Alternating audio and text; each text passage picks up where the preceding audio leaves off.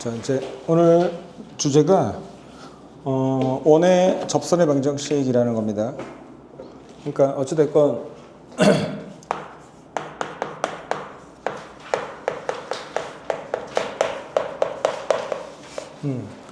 원하고 직선의 위치 관계 중에 특수한 상황을 말하는 겁니다. 접하는 직선이니까 어떤 원과 이렇게 접하는 상태의 직선의 방정식을 이제 찾는데 조건이 어떤 점이 주어지더라도 저 원방을 좀 쉽게 찾는 방법, 또는 상황에 따라서 예를 들어서 이 점이 주어졌을 때, 요 점이 주어졌을 때 또 좀 상황이 다르니까 그런 차이점이 뭔지, 그런 차이가 있을 때마다 표현하는 데 있어서 어떤 방식을 쓰는 게 더 유리한지 그런 것들을 좀 배울 겁니다. 자, 일단 기본적으로 내가 예제를 하나 보여드릴게요. 자, 우리 어떤 제일 수월한 거, x제곱 더하기 y제곱은 9라는 원하고 기울기가 마이너스 2인 접선을 구하랍니다. 그러니까 얘와 접선 중에 기울기가 마이너스 2인 걸 구하라고 했습니다. 자, 어찌됐건 내가 구하는 건 접선, 그러니까 직선이죠. 이것도 접선도 직선의 한 종류죠. 따라서 직선의 방정식을 구하는 거잖아. 직선의 방정식에서 뭘 알려준 겁니까? 기울기를 알려준 겁니다. 기울기. 따라서 이거 그냥 원래 배운 토대로 표현해 주시면 되죠. 자, y는 마이너스 2에 지나는 점은 어떤 점인지 모르니까 그냥 y 절편만 m이라고 해주시면 되겠죠. 기울기는 알지만 절편을 모르고 있으니까. 자, 그럼 얘하고 이제 위치 관계를 여기다 적용하면 되잖아. 자, 접선이라는 건 항상 보조선이 이런 보조선입니다. 이런 보조선. 이게 무슨 말입니까? 얘랑 얘가 수직이라는 상황도 물론 중요하지만 이 길이가 반지름이라는 것도 중요한 정보예요. 따라서 원의 중심과 직선 사이의 거리죠. 이거는 점과 직선의 거리라고 이 보조선을 사용하면 되잖아. 따라서 중심의 좌표랑 직선과 거리가 r이다라는 직선과 점 사이의 거리 공식 써주시면 됩니다. 따라서 요식 정리만 좀 이렇게 가다듬은 다음에 중심이 0,0이죠. 거리가 반지름 3하고 같다라고 해주시면 됩니다. 따라서 루트 5 00 마이너스 m의 절대값 취한 게 3이다. 됐습니까? 따라서 절대값 때문에 m 값이 몇 개 나옵니까? 플러스 마이너스 3 루트 5 이렇게 두 개 나오는 거죠. 됐습니까? 그러니까 두 개인 이유가 뭡니까? 자, 어떤 직선이 어떤 원이 이렇게 중심이 원점이고 반지름이 3인 원이 있는데 기울기가 마이너스 2인 접선이 여기도 있지만 여기에도 있거든요. 따라서 식을 통해서 내가 두 개인 걸 알고 왜 두 개인지 좀 생각하면 이런 거 얼마든지 생각할 수 있겠죠. 식을 보고서 그림을 우리가 찾는데 식으로 찾는 방법, 그러니까 식으로도 두 개인 걸 알 수 있으니까 앞으로 몇 개지? 그림으로 표현하는 게 좀 어려울 때 식을 근거로 상황을 우리가 고민하시면 됩니다. 그러니까 상황을 식을 통해서 알아내면 되는 겁니다. 알겠습니까?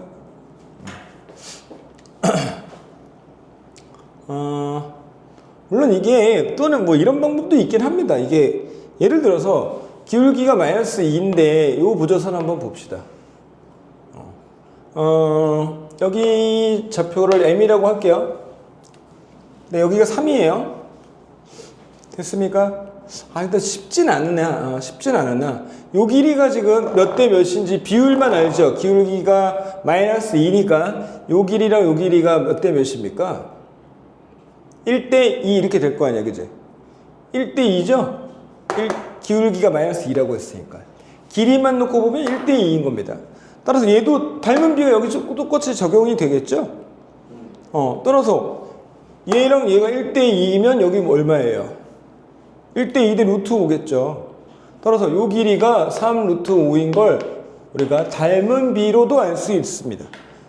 그럼 y절편의 값이 플러스 3 루트 5인 경우를 찾아냈으니까 여기 반대편에는 절편의 부호가 마이너스인 게 또 하나 있겠죠.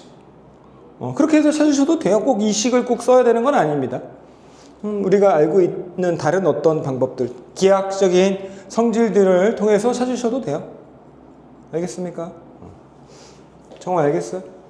자, 따라서 기울기가 주어진 경우에는 그냥 이렇게 기울기를 가지고 임의의 직선의 방정식을 만들고 원과 위치관계를 이용하는데 위치관계 두 가지 사용 가능합니다. 어떤 거? 거리, 또 하나는 뭐가 있어요? 연립방정식의 판별식. 그죠? 이 직선과 얘가 접한다. 따라서 y는 마이너스 2x 더하기 m을 여기다가 대신 넣어준 2차 방정식, x에 관한 한 문자에 관한 2차 방정식에서 중근 갖는다라고 이용해서 우리가 m을 찾으셔도 되는 겁니다. 알겠습니까? 선택지 두 개입니다. 둘 다 하실 수 있어야 돼요. 자.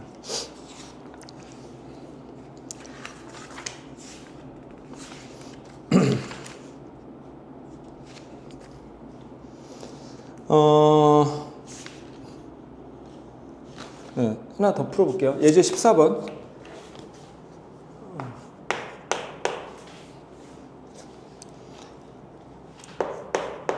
x제곱 더하기 y제곱은 10이라는 원에 접하고 직선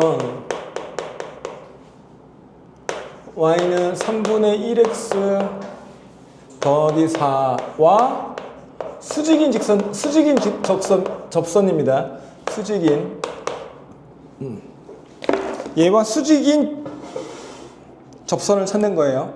따라서 결국은 기울기를 알려주는 방식이 다른 직선과의 위치관계를 통해서 알려주는 거잖아. 기울기 얼마면 됩니까? 수직인 직선 얘랑 정우야? 얘랑 수직인 직선의 기울기 얼마야? 3. 그래. 마이너스 3이죠? 자, 이것도 도형으로 되는지 한번 봅시다. 원점을 중심으로 기울기가 마이너스 3 똑같죠? 뭐 이렇게 생겼을 거 아니에요.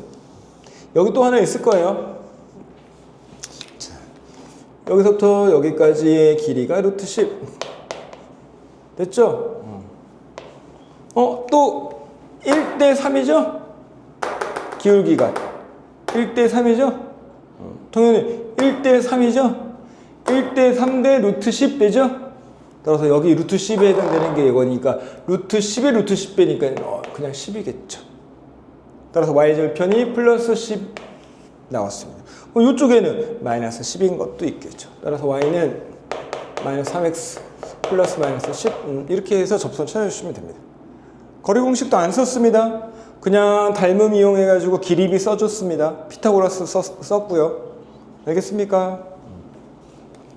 도형을 도형답게 도형의 성질을 이용하는 풀이가 가장 간단하게 나오는 풀이입니다. 이게 좀 번거로울 때나 귀찮을 때 잘 안 될 때 이런 방법들을 쓰는 거예요. 자, 이번에는 왜 그런지를 지금은 설명하기 좀 어려운데 그래서 공식이라고 좀 생각하고 외워서 사용해 주는 것까지만 좀 해주면 돼요.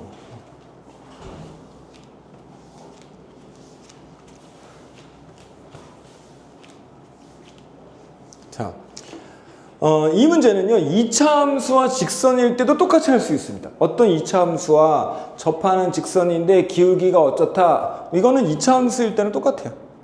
원이라고 해서 뭐 다르게 얘를 뭐 더 특별하게 하는 건 이거 거리 이용하는 거 그죠? 위치관계를 거리로 나타내는 거. 2차 함수는 거리를 못하니까 당연히 연립한 식의 판별식 이용할 겁니다. 또 좀 전에처럼 도형으로 직각삼각형으로 풀기 또 어려우니까 그것도 안 되는 거예요.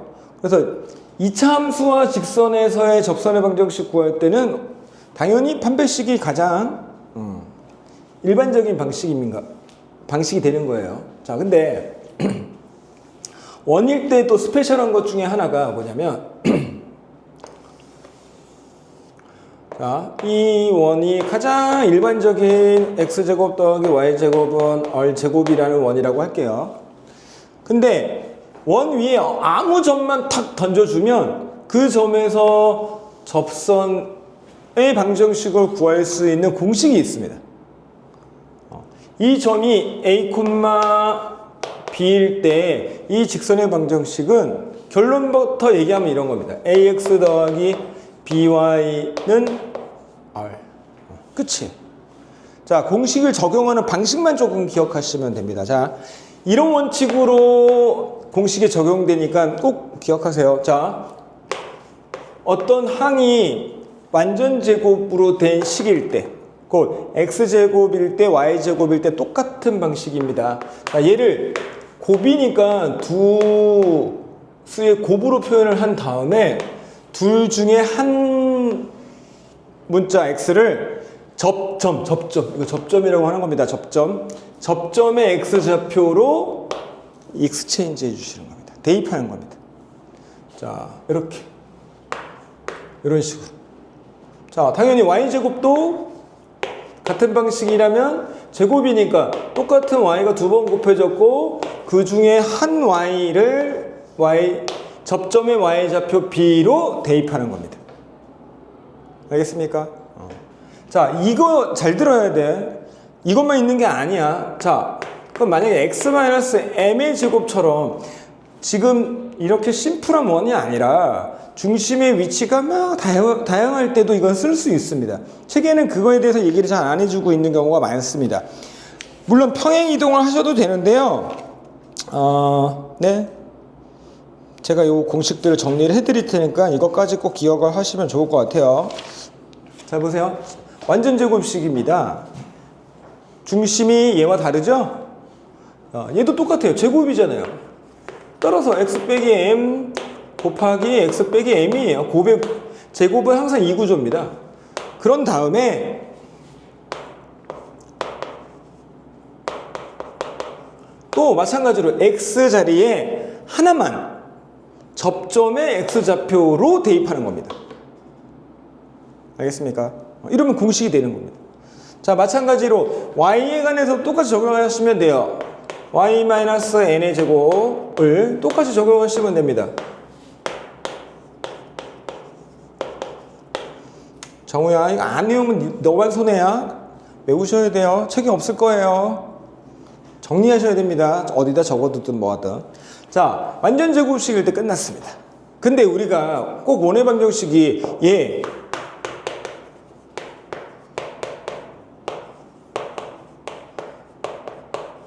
이런 형태만 있는 거 아니죠?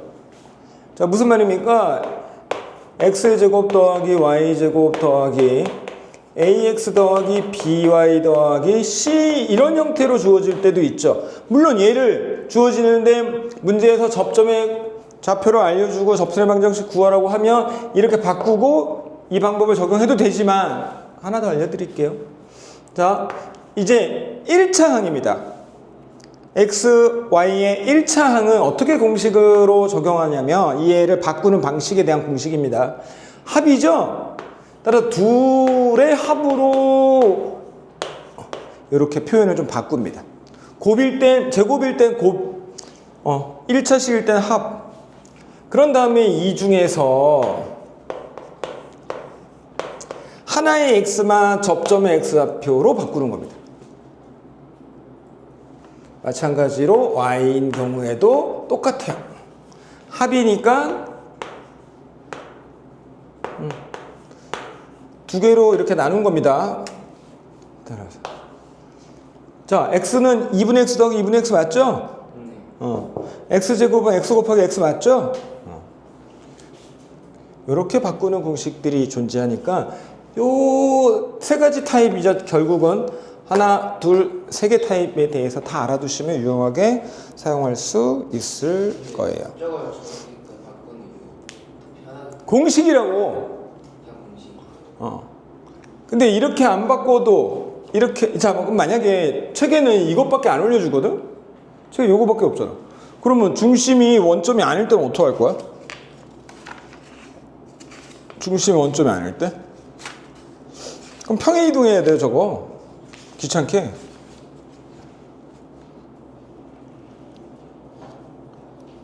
자, 대표 예제 15-2번. 제가 예제를 한번 보여드릴게요.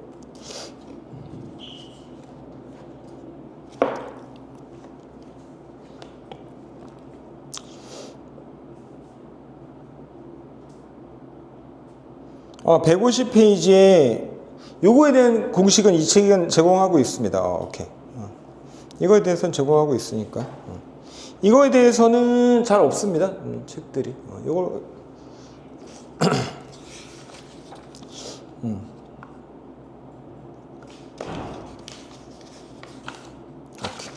자.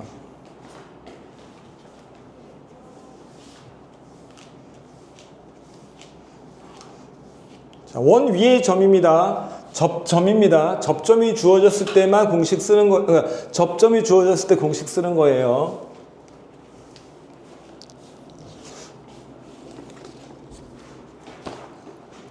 (15번) 볼게요. 자, 첫 번째. 1x제곱 더하기 y제곱은 13. 위의 점 3,-2에서 접선을 긋는 거예요. 그랬을 때 접선의 방정식이 뭐라 합니다. ax 더하기 by 빼기 13은 0이래요.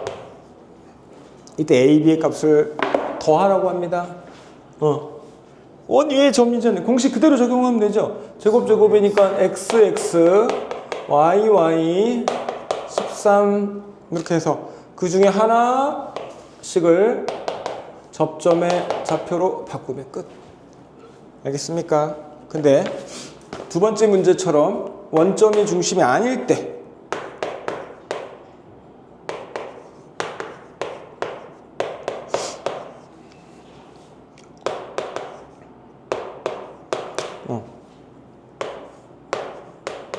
이 점에서 접선의 방정식입니다. 자, 이건 어떻게 한다고요? 이거 제곱 더하기. 자, 제곱이니까 곱하기. 완전 제곱도 곱하기. 그 중에 하나씩만 접점의 좌표들로 바꿔주는 겁니다. 알겠습니까? 따라서 마이너스 2x 플러스 5 빼기 2니까 3 y 빼기 2는 13. 이거 정리하시면 되는 겁니다. 알겠습니까?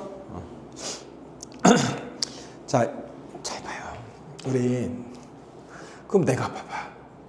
예를 들어 y는 x제곱 빼고 2x 더하기 1 위의 한 점 2,1이죠? 그러면 보세요. 이렇게 생긴 2차 함수에서 요 점에서의 접선의 방정식을 구하라도 똑같아요. 2차 함수에도 할 수 있습니다. 자, 어떻게 합니까? 자, 이거는 y는 다행히 완전 제곱식이 되니까 이렇게 하셔도 됩니다. 1차식이네요. 2분의 y 더하기 2분의 y 제곱이네요. 그 중에 하나에 대입하시면 됩니다. 따라서 2분의 1 더하기 2분의 y는 1 x 빼기 1 이렇게 2 곱해주시면 y는 2x 빼기 3 2차 함수에서도 접선의 방정식 똑같이 적용하면 됩니다. 저 공식을. 알겠어요? 알겠습니까? 저거 똑같이 1차식, 그러니까 2차 함수에는 항상 1차식이 존재하거든. 그래서 내가 아까 세 번째 알려줬던 1차식을 변형하는 걸 알아야지만 이거 할 수 있어요. 알겠어요? 나중에 2차 함수 위에 한 점이 주어졌을 때 접선의 방정식 빠르게 구하고 싶으면 이거 하시면 됩니다.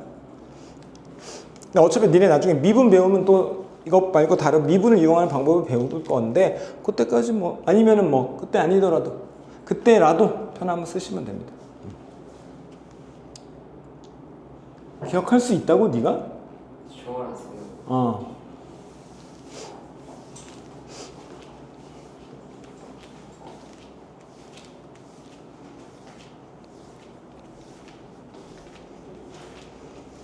자, 접선의 방정식은 두 가지 지금 패턴밖에 없습니다. 그냥 이 두 가지 패턴을 적절하게 사용하는 거는 앞으로 이제 지금 하게 될 세 번째 상황에서 이 둘 중 하나를 쓰는 겁니다. 자, 무슨 말이냐면 16번 문제 같은 경우 한번 봅시다. 점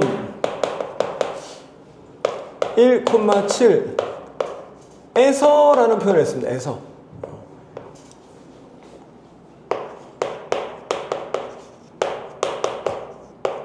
이 원에서 이거에 근접선입니다.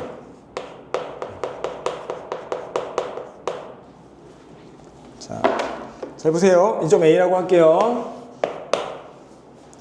우리 지금까지 배운 건 원 위에 점이 주어지는 경우거나 원 위에 한 점에서의 기울기, 접선의 기울기를 알려줬을 때인데 지금은 원 말고 원 밖에 있는 A라는 점에서 이렇게 접선을 긋는 겁니다. 외부에서 긋는 거예요. 실장님한테. 알겠습니까? A에서 그어요. 그러면 어떻게 돼요? 접하게 긋는 거라는 뜻입니다. 근데 얘만 있는 거 아니죠? 얘도 있겠죠? 이 두 개를 찾으라는 겁니다. 자, 우리 앞에서 배운 1번 방식. 1번 방식이 뭐예요? 기울기를 알려줬을 때죠. 자, 이 점을 지나는 직선 중에 기울기를 모를 때 하면 되죠. 기울기 몰라, M. 한 점 1,7을 지나. 정점을 알 때 직선의 방정식으로 만드는 거예요. 그러고 나서 뭐 하면 돼요? 원의 중심과의 거리가 반지름과 같다. 해주시면 되잖아요. 알겠습니까? 이해되나요? 1번 방식 쓰시면 돼요.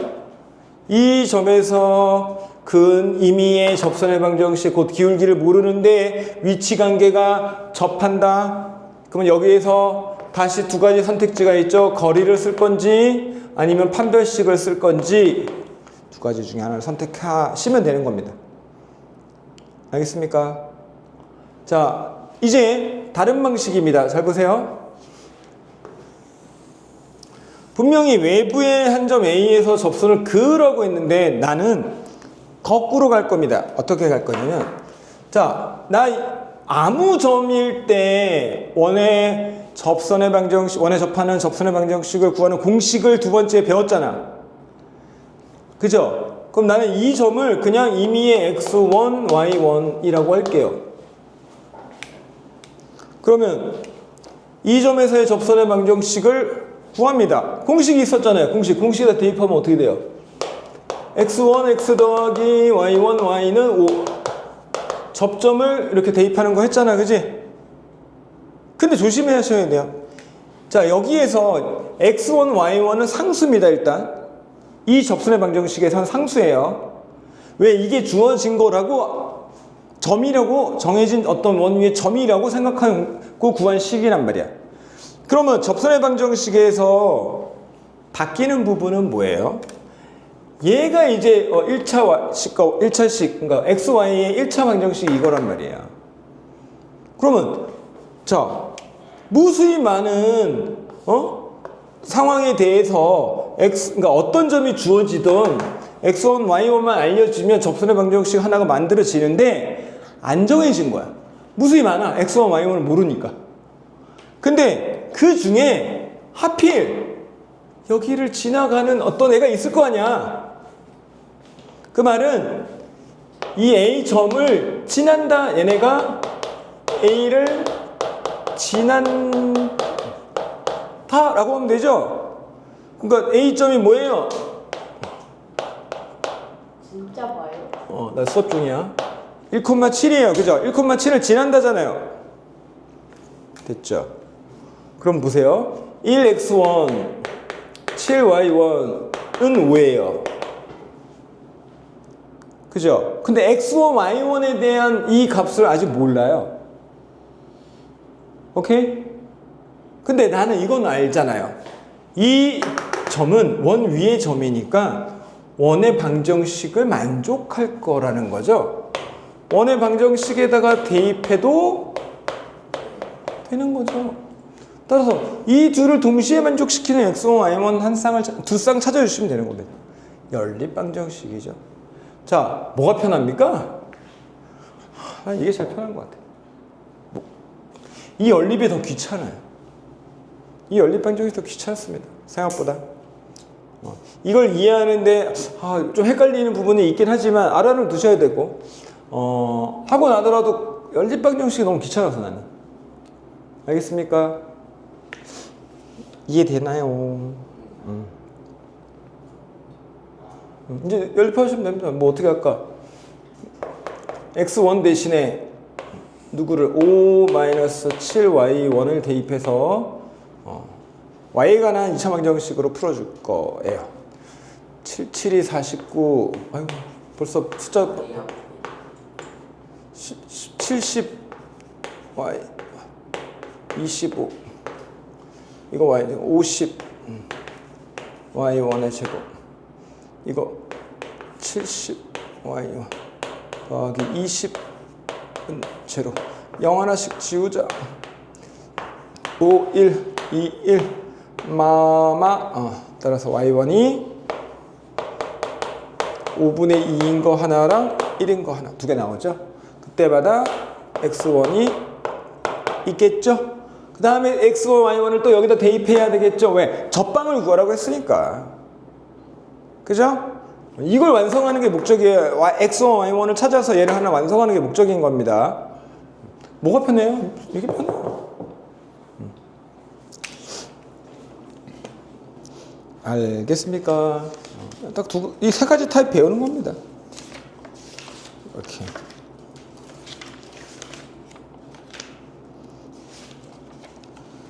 자, 뭐 연재도 숙제 다 했지 벌써.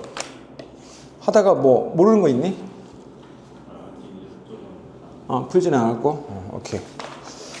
자, 그러면은 도형의 이동 합시다. 도형 이동.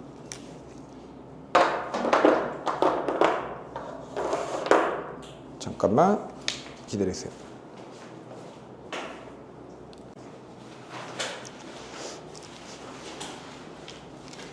자, 도형에 이동할 겁니다.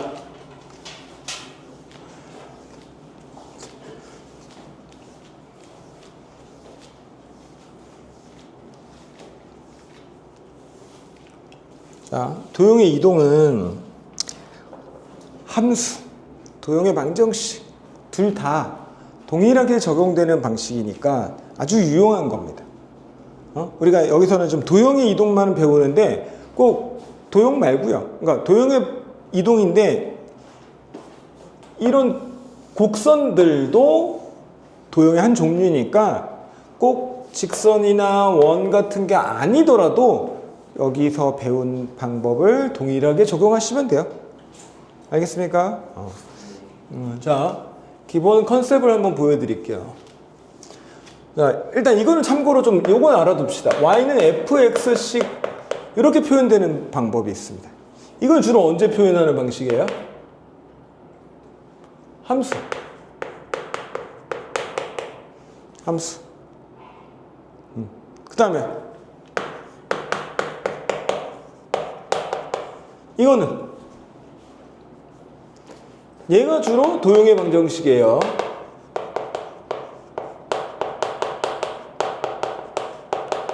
자, 무슨 말이냐? 우리 2차 방정식 할 때 한번 생각해 보세요. 2차 방정식. 2차 방정식 어떻게 표현합니까? fx는 0 이렇게 표현해요. 2차 방정식. 근데 도형의 방정식에는 근이 x에 대한 근 말고 y에 대한 근도 있어서 이렇게 x, y 두 문자에 대한 방정식이라는 뜻으로 이런 표현을 하는 겁니다. 알겠습니까? 그럼 나중에 여러분들이 혹시라도 기하 벡터 같은 데서 공간 도형 배우시면 세 글자에 관한 방정식도 있습니다. x, y, z에 관한 방정식. 세 문자에 관한 방정식입니다. x축, y축, z축에서 입체 도형이 되는 도형, 입체 도형이 되는 겁니다. 입체 도형이 되는 건 아니고 3차원에서 그려지는 도형이 되는 거예요. 어찌됐건 표현 방법만 조금 알고 있어주면 좋을 것 같아요. 자, 어떤 표현이든 다 적용이 되는데, 자, 이런 겁니다. 예를 들어서 우리가 요 개념 좀 어렵습니다. 잘 들으세요. 나도 학교 다닐 때 이거 이해하느라고 시간이 꽤 좀 걸렸습니다. 자, 얘는 뭐 y는 fx가 됐던 얘가 됐던 아무 상관없습니다. 어떤 표현이든 상관없습니다.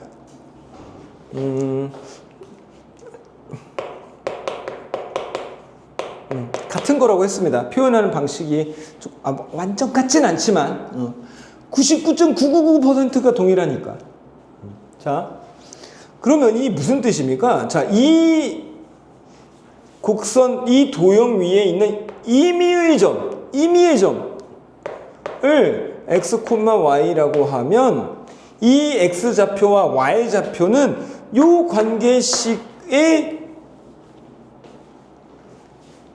관계식에 의해서 둘의 관계가 정해지는 겁니다.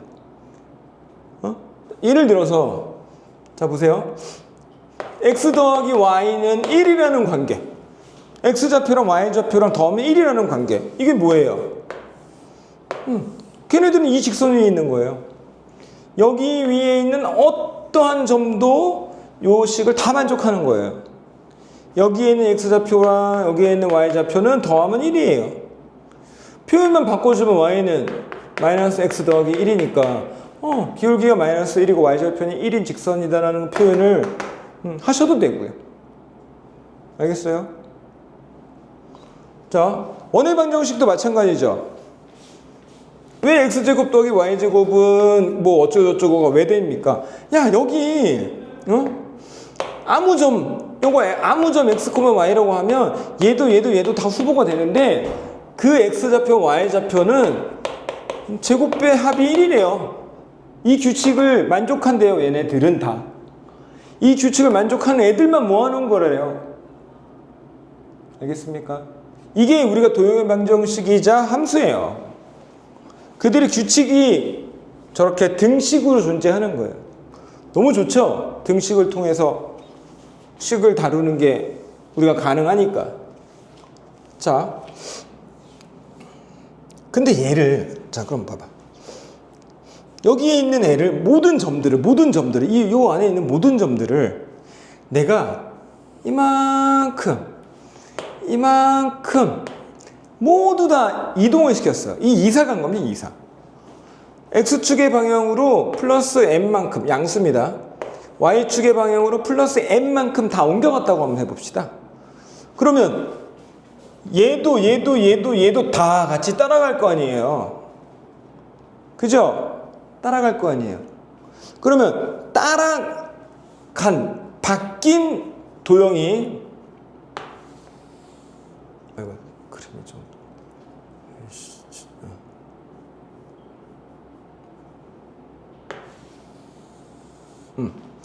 얘가 이거 따라갔으니까 모든 애들이 다 따라갔단 말이야. 알겠어? 그러면 난 얘의 방정식을 찾으면 돼. 얘의 방정식. 알겠어? 그 얘의 방정식은 뭐라고 표현되냐 이겁니다. 얘네 x점과 y점은 어떤 규칙이 있냐 이겁니다. 알겠어요? 자, 그러면 나는 이렇게 하면 돼요. 얘를 그냥 f가 아닌 다른 gx를 이용해서 하면 돼요. 이렇게 해도 돼요. 근데 이렇게 하면 원래 있던 요 fx랑 바뀐 애의 관계를 알기가 힘듭니다. 왜? f 따로 g 따로 그냥 다르구나. 근데 예를 들어서 새로 만들어진 애가 예를 들어서입니다. 자, 어떤 y는 fx를 가지고 새로 만든 애가 y는 2fx입니다. 예를 들어서 새로 만난 어떤 애가 그러면 얘는 얘랑 관계 있어 보여? 없어 보여? 있어 보이잖아요. 여기에 있는 f를 이용해서 표현했잖아요. 그죠? 다른 이름을 지어준 게 아니라 얘의 누구 이런 식의 표현을 하고 있잖아요. 정우야, 만약에 너가 이름을 짓는 데 있어서 부모님이 너 태어날 때 우리 아들한테는 새로운 이름을 져줘야지, 멋있는 뭐 제임스 정우 이럴 수도 있는 거 아니야. 근데 안 하잖아. 왜? 그럼 내 자식이란 티가 안 나잖아. 그러니까 아빠의 성을 붙여서 시작하잖아, 이름을. 그지? 그런 거예요. 그래야 관계를 파악하기가 더 쉽잖아요. 그죠? 한정우, 한지우 누가 봐도 어때요? 형제 아니야? 이럴 수 있는 거 아니야, 이름에서조차도. 그지? 그래서 F로 표현하면 훨씬 좋다 이겁니다. 관계를 파악하는 게. 오케이? 자, 그럼 F로 표현할 건데 잘 들어. 자, 이게 어려워. 여기에 있는 임의의 점을 X, Y라고 하면 좋겠으나 그러면 여기에 있는 얘랑 구별이 안 되죠, 일단. 여기도 X, Y고 여기도 X, Y 뭐야? 얘야 구별이 안 돼요. 따라서 얘는 이거 프라임 할까 말까. 프라임 안 할게. 그냥 내가 그래. 여기에 있는 임의의 점을 A, B라고 할게. A, B라고 할게. A, B. 오케이? 이해되겠어요? 자, 그런데 얘를 이용해서 여기까지 이동시켜서 왔으니까 여기 있는 X, Y로 표현되지 않을까? 그죠? 자, A는 누구랑 같아요? 여기 X좌표는? A는 누구랑 같아요? 얘 X좌표에서 오른쪽으로 n만큼 더한 거 아니에요? 얘 Y좌표는? 얘 Y좌표에서 n만큼 더한 거 아니에요? 그죠? 자, 그러면 봐봐요. 내가 이 세상에 사실이라고 알려진, 나에게 주어진 진리는 뭐예요? X와 Y의 관계는 이런 관계를 만족하다는 사실이 하나 있잖아요, 나한테. 나에게 알려진 사실은 이거 하나밖에 없어요. X와 Y는 이런 관계를 맺고 있습니다 라고 알려준 요거 하나. 이 문제가 내가 아는 유일한 세상이란 말이야. 자, 그러면 여기에 사용되고 있는 문자가 X랑 Y죠? 그러면 새로운 세상도 X와 Y로 표현해야지 이 식을 활용할 수가 있게 되는 거예요. 자, 그래서 봐봐요. 이 식을 모양을 바꾸는 겁니다. 어떻게? X는으로 바꾸는 겁니다. X는 어떻게 됩니까? A 빼기 M이죠. Y는 B 빼기 N이죠. 그럼 여기에 X 대신에 A 빼기 M을, 여기에 Y 대신에 B 빼기 N이라고 대신 대입해도 되죠? 그러면 이제 뭐야? B 빼기 N은 F의 A 빼기 M이야. B는 F의 A 빼기 M 더하기 N이야. 근데 A, B는 임의의 점이잖아. 그죠? 자, 내가 원래 목적은 여기도 원래는 X, Y라고 쓰고 싶었는데 얘랑 구별하려고 잠깐 A, B라고 바꾼 거야. 왜? 이런 관계에서 A, B로 헷갈리니까, 같은 X로 쓰면 헷갈리니까. 그지? 그럼 모든 게 다 끝났어. 끝났으면 X축 위에 있는 임의의 점을 뜻하는 표현으로 바꾸셔도 돼요. 그냥 마지막에 정리하는 거 다 구해놓고 그냥 모양만 가다듬는 거, 이거에 특별한 스킬이 있는 건 아니야. 그러면은 여기 X, 임의의 X, 임의의 Y라는 뜻을 갖는 X, Y를 이제 쓰자.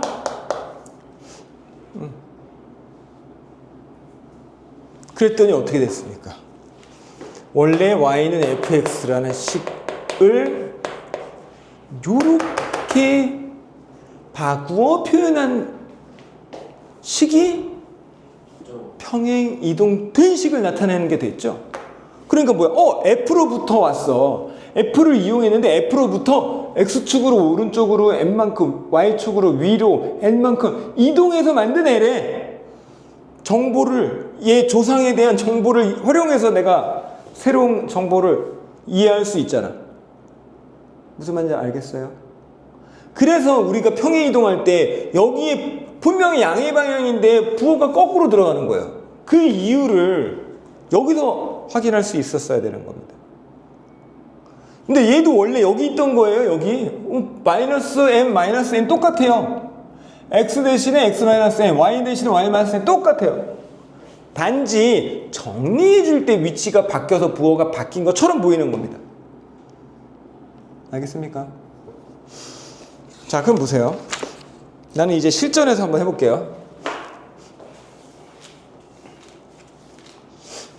문자로 보니까 어렵습니다, 이건. 자, 임의의 도형을 한번 생각해 봅시다.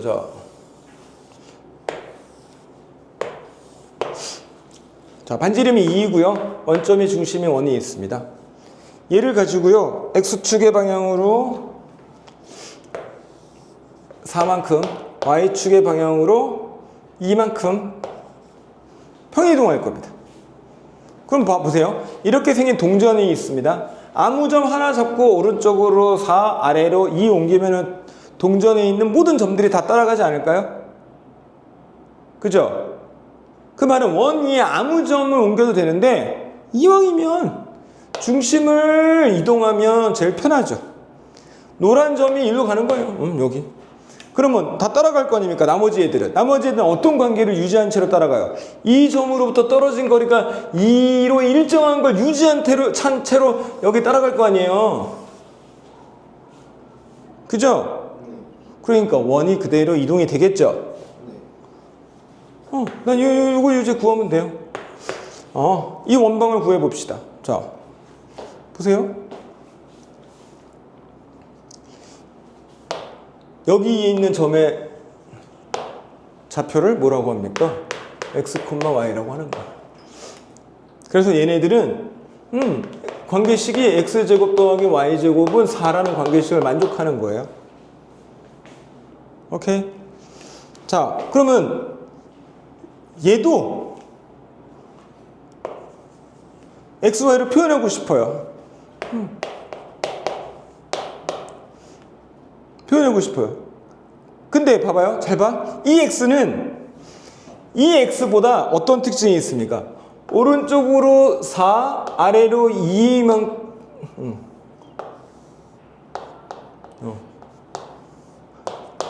옮겨왔죠? x, y가 오른쪽으로 4만큼 아래쪽으로 2만큼 옮겨온 게 얘 되는 거 아니야. 오케이? 자, 그럼 봐봐요. 이 x는 누구랑 같아? 저 x 더하기 4랑 같고 얘 y는 저 y 빼기 2랑 같아 라고 하면 어떻게 됩니까 지금? 뭐야? 등식이 성립해요 안 해요? 안 하잖아요. 왜 안 합니까? 이 x와 이 y를 같이 쓸 때는 구별해야 되는데 구별이 안 돼서 그런 거라고요. 그래서 어쩔 수 없이 이 구별하는 식으로 바꿔놔야 됩니다. 잠깐. 자, 그럼 보세요. 이제는 얘는 얘를 4만큼 더해내고 얘 y는 쟤를 2만큼 빼내야. 그렇구나. 근데 나 식 어떻게 만들지? 야, 내가 미리 만들어 놓은 식 이거 활용해 좀. 이거 활용해. 요거 그대로 갖다 쓰면 되잖아. 너 내가 갖고 있는 모든 거 그대로 너가 복제했잖아. 그래, 위치만 좀 달라졌잖아. 그래도 되겠어? 갖다 쓰려면 여기에 맞는 규격으로 바꿔줘야 될 거 아니야. 저기에 맞는 규격은 뭐야? x는 2라는 규격이에요. x는 뭐예요? x 프라임 빼기 4고요. y는요, y 프라임 더하기 2인 거예요. 여기에 맞게끔 바꿔준 거예요. 따라서 x 프라임 빼기 4 제곱 y 프라임 더하기 2 제곱은 4 이렇게 되는 겁니다. 새롭게 만들어진 x 프라임 y 프라임에 관한 관계식이 이겁니다. 자, 이제 세상에 얘를 내놓을 때는 야, 내가 얘를 이렇게 옮겼는지 아닌지 세상 사람들이 다 알 필요는 없어서 프라임을 뒤늦게 지우시면 돼요, 그냥. 나 잠깐 요 관계식에서 구별하려고 쓴 거지. 상품으로 내놓을 때는 여기에 있는 임의의 X좌표와 Y좌표에 관한 식입니다라고 프라임을 나중에 지우셔도 된다고요. 이 개념이 나는 학교 다닐 때 되게 어려웠습니다. 프라임을 어떻게 지우지? 무슨 말이지? 조금 이해돼요? 조금이라도? 자, 그러고 나서 봤더니 이게 뭐였어요, 사실은. 중심이 4,-2일 때 반지름 2의 원의 방정식 구하는 공식이었잖아요. 걔도 결국은 뭐 평행 이동이에요. 알겠습니까? 중심이 원점에 있는 애 반지름은 그때그때 다 주어지는 대로 만들어주고 그 이동하는 겁니다. 어떻게? 중심을 평행 이동해 주는 거예요. 어디로? 새로운 중심까지 이동해 주시면 되잖아요. 오른쪽으로 X좌표로 얼마, Y좌표로 얼마. 근데 부호가 거꾸로 들어가죠? 왜 거꾸로 들어간지 아시겠죠? 왜? 이 구별하는 걸 하다 보니까 새로운 걸 얘한테는 얘가 조상이야. 조상을 이용해서 새로운 세대가 어떤 식으로 표현되는지 이 과정을 이전 거랑 같이 하다 보니까 이렇게 부호가 아까 그 과정에서 다르게 보이는 이유가 여기에서 있었잖아요. 알겠습니까? 그래서 부호를 바꾸어서 대입한다라는 걸 잘 이해하셔야 되는 겁니다. 자, 그럼 모든 걸 정리합니다, 이제.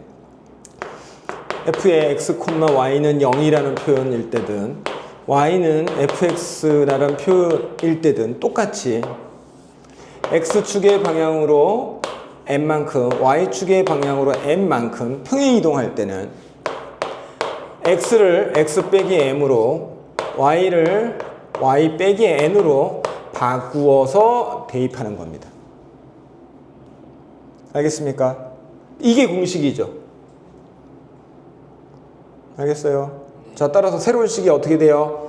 f의 x 빼기 m, y 빼기 n은 0이라는 식으로 표현되거나 이 경우에는 y 빼기 n은 f의 x 빼기 m은 이라고 표현되거나 물론 여기에서 잔잔발이 이 정도의 정리는 뭐 선택적인 겁니다. 알겠습니까? 이렇게 해서 왜 부호가 거꾸로 들어가는지를 좀 논리적으로 이해할 수 있으면 좋겠습니다. 알겠습니까? 잠깐 쉬었다 할게요.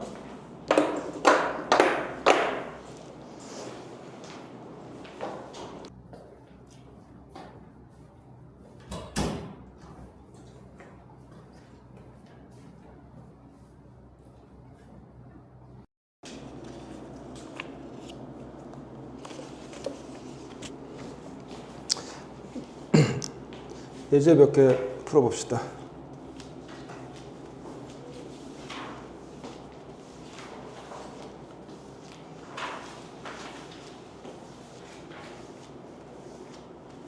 정우야, 이제는 잊어버렸다라고 하면 안 되는 상태가 된 거야.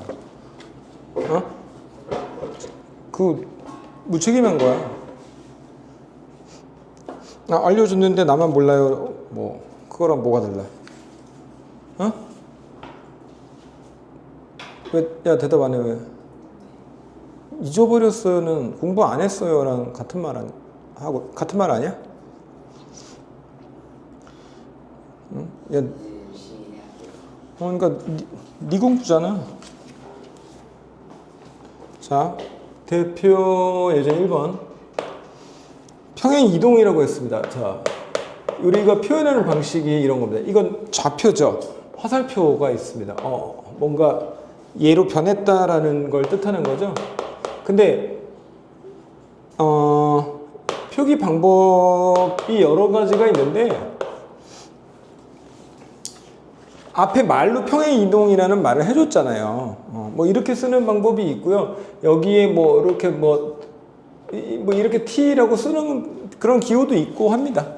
트랜스퍼라고 해가지고 뭐 이동시키네 막 그런 기호들인데 요즘은 저 기호에 대해서 아주 뭐 예민하게 구별하고 쓰지 않으셔도 되긴 해요. 옛날에는 서술형 그 답안지 작성을 해야 되니까 저런 거조차도 사실 되게 디테일하게 익히고 했는데 요즘은 뭐 다 객관식이니까 뭐.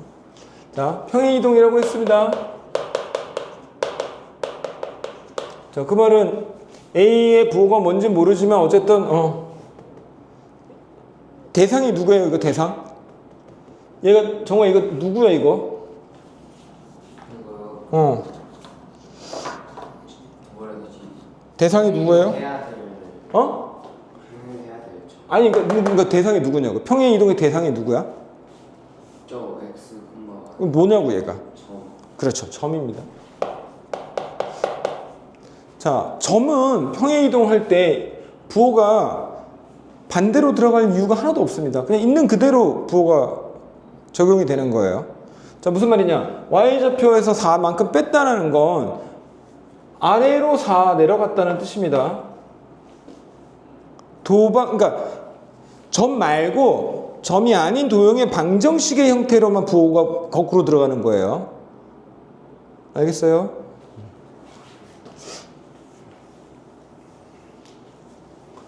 자, 이런데 결과가 2,-1이라는 애가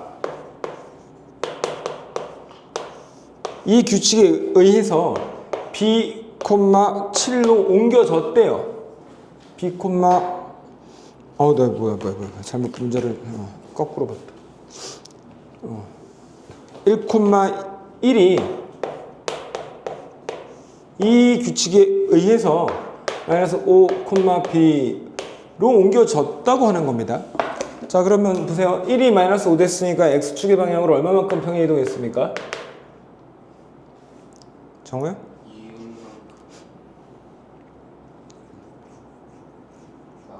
그래. 부호 왜 얘기 안 해? 마이너스 6만큼. 자, Y축의 방향으로는 얼마 이동하기로 했죠? 따라서 얘가 얼마가 돼야 돼요? 마? 3이 돼야 되겠죠. 알겠어요? 자, 그러면은 마이너스 6만큼 이동했다. 이것 때문에 A가 얼마라는 걸 알았습니까? 마이너스 6이라는 걸 알아낸 거죠?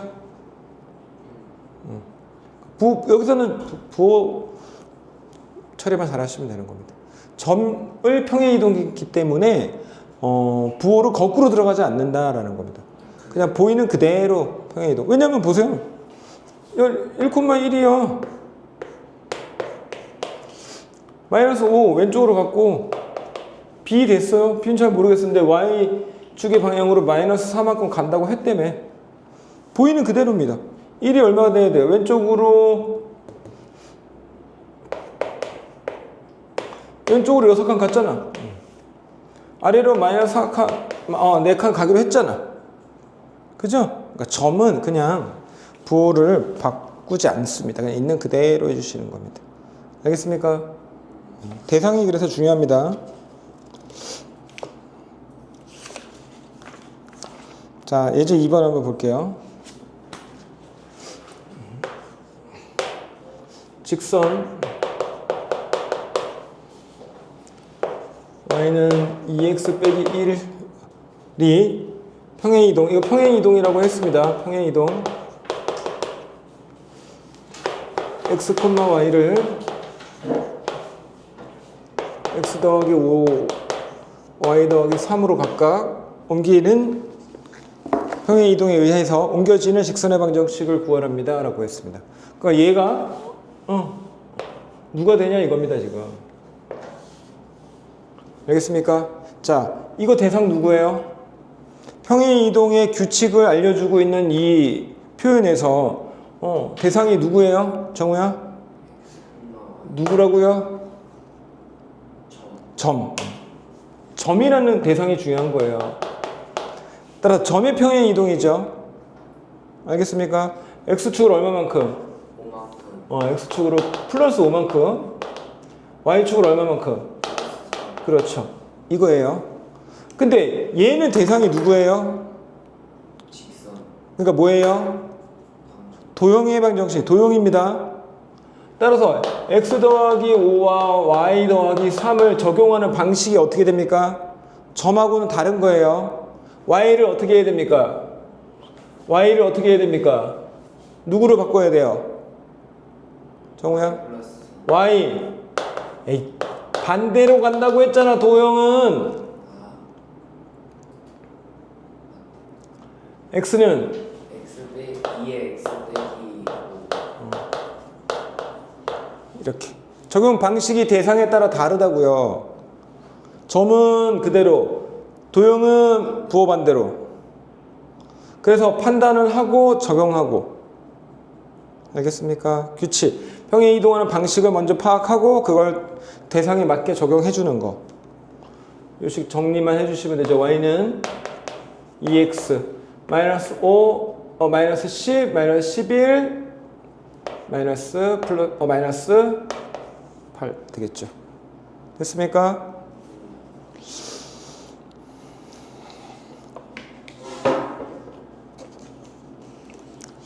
자, 두 번째 한번 볼게요.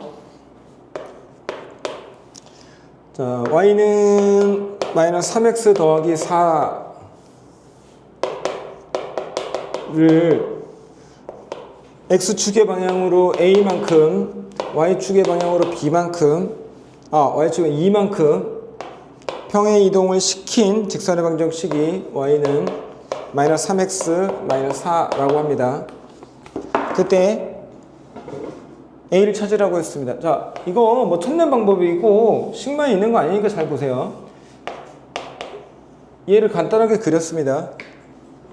그죠? 얘 어디가 있어요? 여기가 있죠? 근데 제일 좋은 건 얘를 그냥 바로 아래로 8칸 내리면 되는 거잖아. 그지? 근데 어때요? 아니에요. y축으로는 어떻게 한대요, 얘를? 두 칸 어디로? 거꾸로 얘를 위로 간대, 위로 간대요. 오케이? 위로 간대요. 그러면 어떻게 해야 돼? 얘 이렇게 평행 이동 됐잖아. y축의 방향으로만 적용하면. 이해됐어요? 그럼 걔를 어떻게 해야 돼? 얘를 이쪽으로 왼쪽으로 많이 당겨주면 되잖아요. 무슨 말인지 알겠어요? 자, 첫 번째 y 방향으로 위로 당겼습니다. 평행 이동. 녹색이 됐어요? 알겠어요? 위로 두 칸이니까 6이죠? 여기 얼마예요? 기울기 마이너스 3이니까 2 아니에요. 그죠? 자, 그럼 얘가 여기까지 가면 되잖아요. 자, 얘는 여기 좌표가 얼마예요? 마이너스 3분의 맞죠? y가 0일 때니까. 그렇죠? 마이너스 3분의 4죠? 그러면은 2가 저기까지 가는 방식은 왼쪽으로 얼마만큼 가면 돼요? 3분의 10. 마이너스 3분의 10. 그렇죠. A급이죠. 알겠습니까? 그러니까 꼭 봐봐요. 도형을 그리면서 이 방식으로도 할 수 있어야지 좋겠죠. 식으로 하는 건 다 조금만 연습하면 돼요. 근데 식하고 실제 어떤 그림하고 매치가 안 되면 어차피 별로 이렇게 실력이 좋다고 할 수 없습니다. 자, 식으로도 한번 해볼게요. 자, 일단은 얘는 여기다 적용할 때 어떻게 됩니까? 원래 식에다가 어떻게 y를 누구로? y 빼기 2로 바꾸는 거예요. x를 x 빼기 a로 바꾸는 겁니다. 나는 이거 잠시 양으로 보는 거예요. 그냥 양수라고 생각하는 겁니다. 따라서 이 식이 정리된 게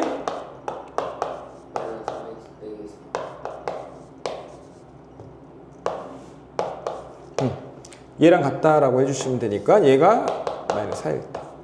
알겠습니까? 훨씬 얘가 상위 버전입니다. 얘가 하위 버전이에요. 이건 누구나 해요, 나중엔. 그러니까 마치 이런 거죠. 야, 춤을 책으로 배운 거예요. 이렇게 하는 방식은. 노래를 책으로 배운 거고. 도형 이동을 도형 이동답게 할 수 있어야지 제일 좋은 거라고요.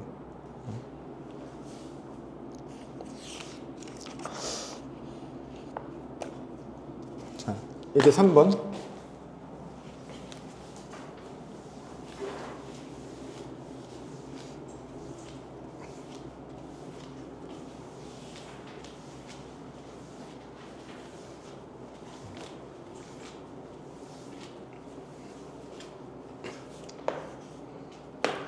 자, x, y를 평행 이동한답니다.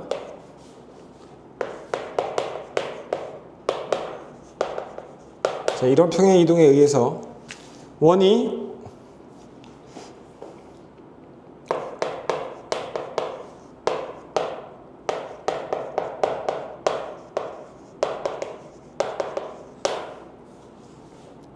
얘네가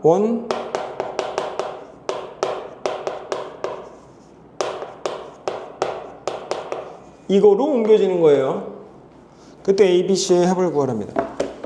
자, 정우야, 평행 이동이라고 했습니다. 대상이 누굽니까? 저 따라서 X축의 방향으로 얼마만큼? 4만 Y축의 방향으로? 5만 그렇죠. 있는 그대로 이제 대상에 따라 읽는 능력만 가지면 돼요. 따라서 얘도 X축으로 4만큼, Y축으로 5만큼 평행 이동하면 되죠. 물론 이걸 X 대신에 마이너스 X 대신에 X 빼기 4를 Y 대신에 Y 빼기 5를 대입하셔도 되지만 멍청한 거죠. 원을 잘 이해 못하는 겁니다. 그거 이거 자체를 빨리 중심이 드러나는 표현으로 바꿔주셔야 되는 겁니다. X 빼기 얼마예요?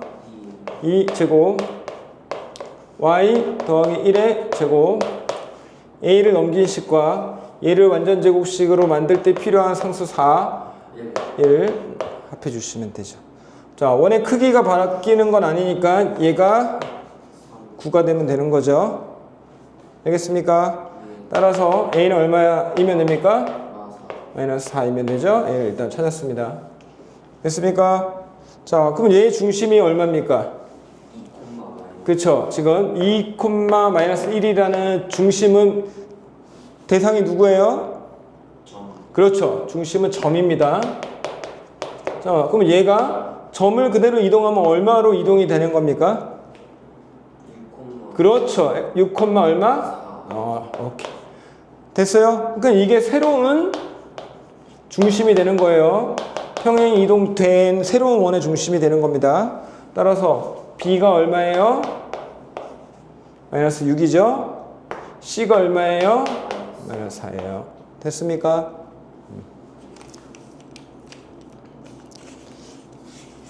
알겠습니까?